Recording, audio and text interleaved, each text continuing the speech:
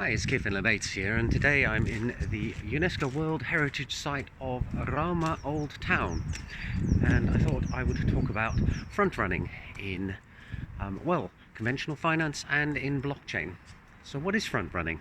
Well, front running is a form of insider trading, and you see it in, for example, corrupt brokerages or hedge funds, where a client of a broker places a large order to, for example, sell some stock.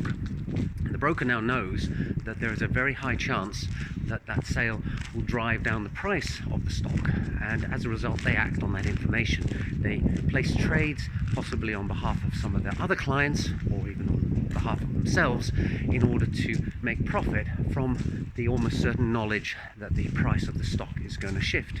And in traditional finance, of course, this is totally illegal, and you can lose your brokerage license, be fined, or even go to jail. Now, it turns out that in decentralized finance, exactly the same thing exists, except that when it comes to blockchain, there aren't any central authorities or brokers. So then the question is, well, who in decentralized finance can do a similar thing? And there are two answers, really. The first one is the miners. So a miner may see a trade being placed, a transaction that is going to, for example, make some profit off arbitrage of a decentralized finance application such as Uniswap, and the miner can basically duplicate that trade, refuse to put the trade into a block, but put their own trade in instead, and that way they seize the profit. And this is known as front running. It's also known as maximal extraction of value, I think, or something like that. Anyway, it's got another name as well, but you don't really need to care about that. So that's one party who can take advantage of their ability to process transactions in order to snaffle all the profitable ones. And this is seen as a bad thing. And then there is a second set of people who can do the same thing, and that's just other people who are transacting on the blockchain. And the way they do it is by placing an identical trade but paying a higher gas price. So effectively what they're doing is they're paying in order to get their transaction in ahead of the one that they spotted and have duplicated, and they're effectively bribing the miners to put their transaction in ahead of the other ones. So it's seen as a real problem in decentralized finance, and I think that's quite correct. And there are a number of solutions that have been proposed to this, but they involve making the transaction protocols a bit more complicated.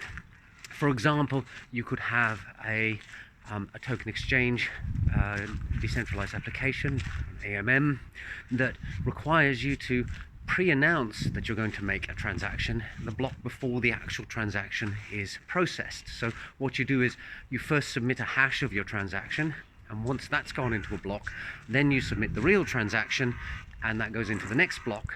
And only transactions that have been pre-announced can be executed on in the next step of the process.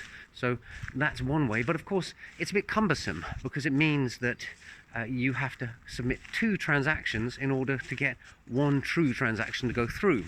And of course, given the gas prices and the cost of Ethereum transaction, not many people are going to be happy about having to pay extra. On the other hand, it might be worth it in order to ensure that your fantastic trade actually gets executed by you and not somebody else who is front running. So I think I'll wrap it up here.